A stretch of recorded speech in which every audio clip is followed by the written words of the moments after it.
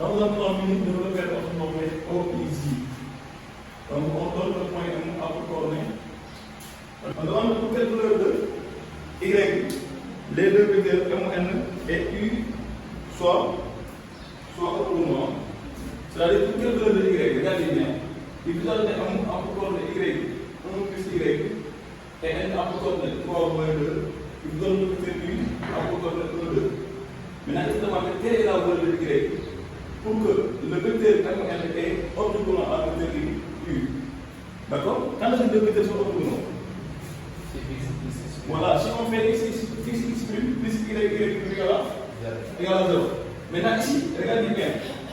On dit pour quelle valeur de Pour quelle valeur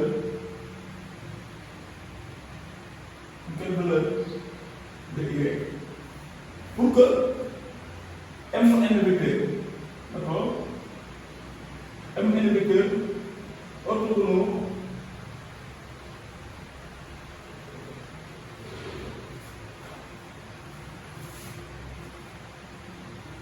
M n vecteur et y vecteur sont orthogonaux. D'accord? Regardez bien, on demande la valeur de M, la valeur de Y moins par laquelle M n est orthogonal à vecteur U. Est-ce que vous avez le vecteur M n? Vous n'avez pas encore le vecteur M n. Qu'est-ce que vous allez faire? Vous allez calculer le vecteur M n, d'accord? Regardez bien, on vous donne seulement des points. On vous demande pour quelle valeur de Y pour que les vecteurs là soient orthogonaux. D'accord? Maintenant, ce qu'on va faire, c'est quoi? On calcule le vecteur M n. Or, M n vecteur a pour coordonner x de M moins x de N, x de M moins x de N, donc x de N moins x de M de moins. On prend le lien, x de N moins x de M, y de N moins y de M. Après, on va remplacer. Quel est le XM? XM c'est Y. Regardez, même si c'est Y, on s'en fout, on regarde le premier colonne, d'accord? Donc le x de M c'est Y, d'accord? On va seulement remplacer, donc on va dire que M n a pour coordonner x de N c'est combien? On regarde x de N c'est 3, d'accord? On met 3 moins x de M, x de M c'est donc moins Y. Après y de N c'est moins, voilà, moins 2. Moins y de M, y de M c'est ça, c'est 1 plus y. Donc on va faire moins en parenthèse 1 plus y. Vous avez vu? Après on va calculer, d'accord? On va faire donc M n vecteur, donc à pour coordonner, donc 3 moins y, allez-y, donc ici il y a moins 2, après le moins 2 en parenthèse sans citer le tout dans le parenthèse, donc ça veut dire moins y, c'est bon? Donc vous allez obtenir M n vecteur a pour coordonner 3 moins y, ça c'est 3 moins y, moins 3, moins 2 moins y, c'est moins, voilà, donc moins 3 moins y. Et voilà le vecteur M n. Et le vecteur U, vous le savez déjà, qui a pour coordonner 1, 2.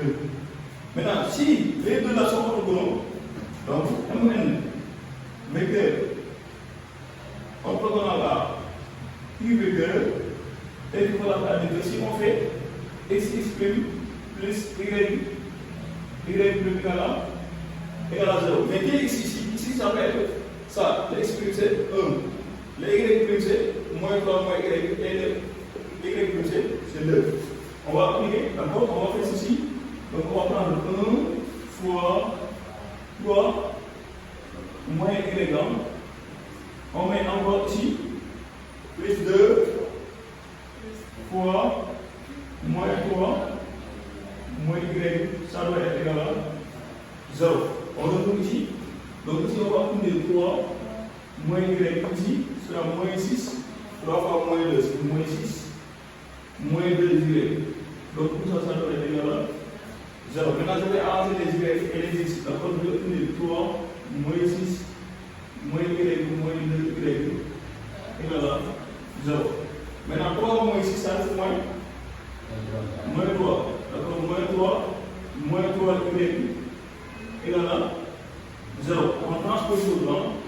Donc pour obtenir moins 3 y égale à, ici ce sera donc, si on transpose ça va être 3. Donc cela implique que y égale à 3 divisé par moins 3. Donc cela veut dire que moins 3 divisé par 3, et ça c'est égal à moins 1. Donc la valeur y, ça c'est y égale à moins 1. Après on va regarder seulement le tableau. D'accord? Quelle est la bonne valeur ici? Regardez, quelle est la bonne valeur? La réponse? C'est la réponse B. Vous avez vu,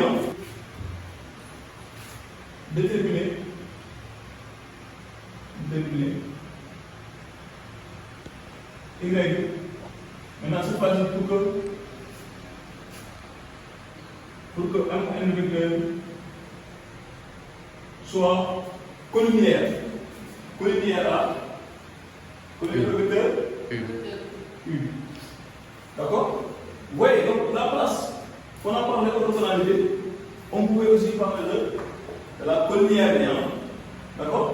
Maintenant, dans ce cas-là, qu'est-ce qu'on va faire? C'est la même chose. Regardez bien, on a donné 3 points M qui a pour coordonnée Y, 1 plus Y, N a pour coordonnée 3 moins 2, et U a pour coordonnée 1, 2. Maintenant, ce qu'on va faire, c'est quoi? On cherche le vecteur MN de la même façon. Donc, d'après la question, on a déjà le vecteur maintenant. De toute façon, donc, on a MN vecteur A pour coordonnée.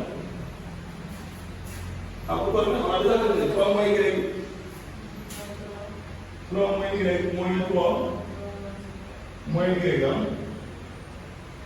D'accord? Et U a pour coordonnée 1, 2. Maintenant, si les deux vecteurs là sont collinéaires, cela veut dire que les déterminants c'est égal à 0. D'accord? Cela veut dire qu'ici on va faire ceci. Donc on va mettre 3 moins Y moins 3 moins Y. Après on met 1, 2.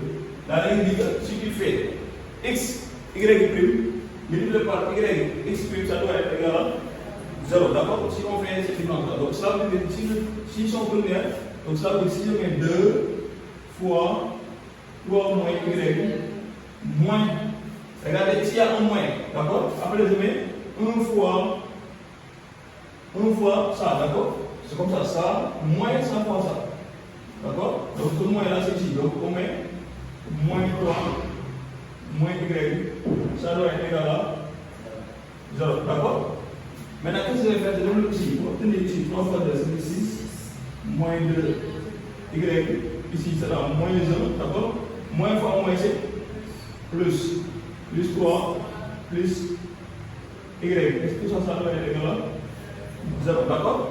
Maintenant, ici, moins, je vais avancer là, d'accord? Je vais mettre moins 2 y plus y plus 6 plus 3 doit être égal à 0. Maintenant, moins y plus moins 2y plus y c'est moins y qui est égal à 6 plus 3 ça fait 9.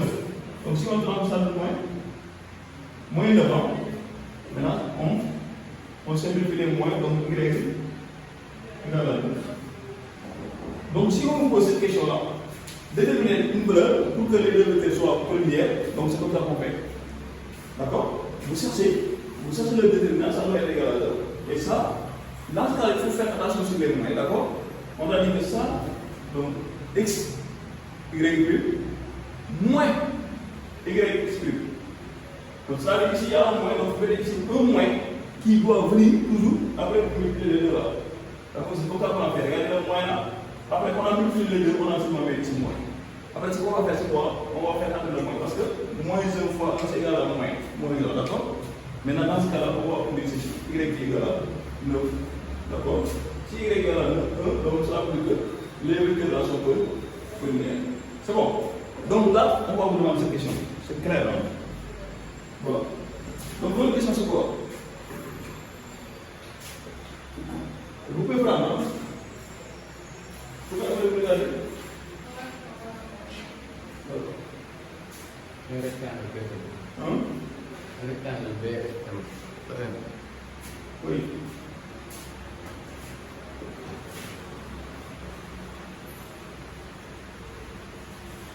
Pouce transverse. C'est cool. Voilà, je vais vous mettre après dans une lycée, d'accord? Un rectangle BM de centre as est inscrit dans un cercle. D'accord? C'est quelque MEB égale à 30 degrés. Quelle est la mesure de l'angle FME? D'accord? Je fais la pause. Je vais tracer maintenant. Oui, ici on dit que c'est un triangle, c'est un rectangle qui est inscrit sur le cercle. Inscrit, c'est-à-dire tout le rectangle se trouve dans le cercle. Dans le cercle. En tout cas, ce que je vais faire, je vais tracer un diamètre. Donc, on n'a pas demandé de faire la figure. Si on avait demandé de faire exactement la figure, et on n'a pas demandé de faire la figure. Donc, on demande seulement la question. Mais nous, on va essayer de tracer pour pouvoir voir les choses. Donc, ici, c'est le point A, c'est le centre. Après, ce qu'on va faire, c'est tout simplement compléter la figure. On complète tout simplement. Bon. On complète bien.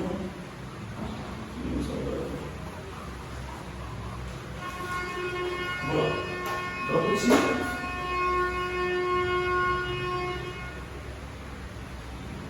voilà, je vais ici dessus.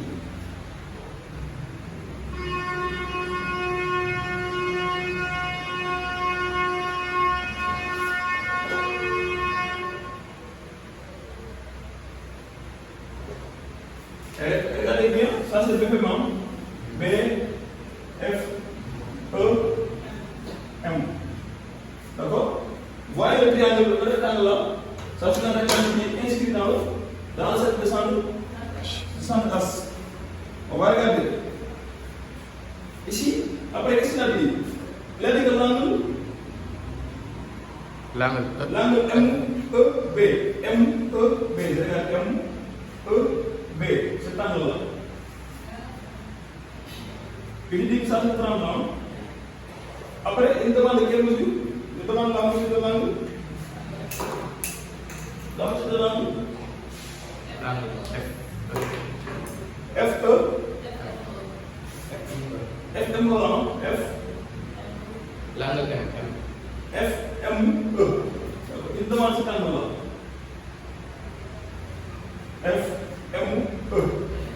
D'accord? Cet angle là, on met un autre. Mais regardez bien. Qu'est-ce qu'on a dit? Comme le rectangle est un parallèle. Et dans le parallélogramme, les deux bras se trouvent en le milieu. Cela veut dire quoi? Cela veut dire que les deux bras sont égaux, c'est un rectangle. Puisque c'est un rectangle, d'accord? Puisque on a un rectangle. Alors, les diagonales sont égaux. D'accord, cela veut dire que FM, c'est la même chose que BE. Donc on va dire que, alors, la distance FM est égale à la distance BE. Ça c'est clair. Maintenant, qu'est-ce qu'on a dit? L'as est le milieu des diagonales. Comme c'est le milieu des diagonales, ça veut dire que cette distance-là, lui, la distance là, elle est le milieu des diagonales. Donc ça veut dire quoi? Ça veut dire que ce col-là est égal à la même chose que ce col-là. Est-ce que vous voyez? Puisque les diagonales sont égaux, et le point H là est le milieu du segment BE, et le point H ici, le milieu du segment FM, donc automatiquement, donc la as E, c'est la même chose que as M. Donc on peut dire que as M est égal à AC. D'accord? Maintenant, qu'est-ce que vous voyez? Vous voyez que M, as E est un triangle. Puisque c'est un triangle, donc c'est le triangle qui est social. Pourquoi? Parce que le code là est le façon l'année. Donc on peut dire ce qui est équivalent à l'année, mais équivalent à l'année. Donc E, ou bien M, E, donc M as E, c'est un triangle. C'est un triangle social.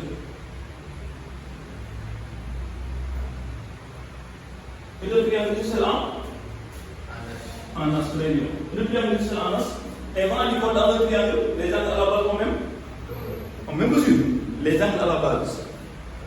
D'accord? Et dans le triangle,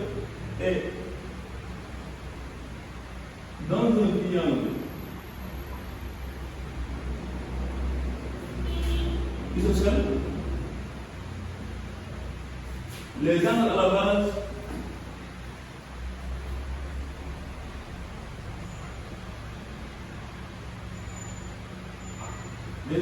combien? Mesure. Combien de mesure?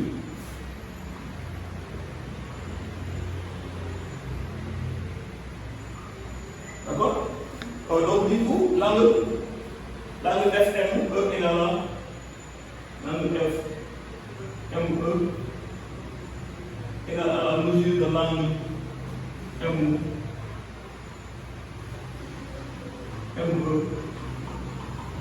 MB égale à 32. D'accord? Vous voyez?